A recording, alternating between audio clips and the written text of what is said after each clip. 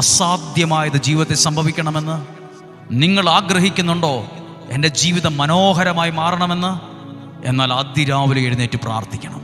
അതിന് ഒരു വചനം പരിചയപ്പെടുത്തി പ്രാർത്ഥിക്കുകയാണ്. ജ്ഞാനത്തിൻ്റെ പുസ്തകം 16-ാം അധ്യായം 25, 26, 27, 28, 29 വാക്യങ്ങളാണ്. ഈ വചനം വായിക്കുമ്പോൾ നമ്മളൊരു പ്രധാനപ്പെട്ട കാര്യമാണ് പറയാൻ ഉദ്ദേശിക്കുന്നത്. അതുകൊണ്ടാണ് അല്പം ആമുഖം കൂടിപ്പോയത്.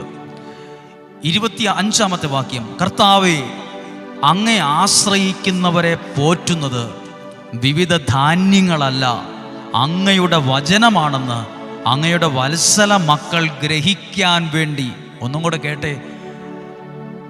കർത്താവേ, അങ്ങയെ ആശ്രയിക്കുന്നവരെ പോറ്റുന്നത് വിവിധ ധാന്യവിളകളല്ല, പിന്നെയോ അങ്ങയുടെ വചനങ്ങളാണെന്ന് അങ്ങയുടെ വത്സല മക്കൾ ഗ്രഹിക്കാൻ വേണ്ടി.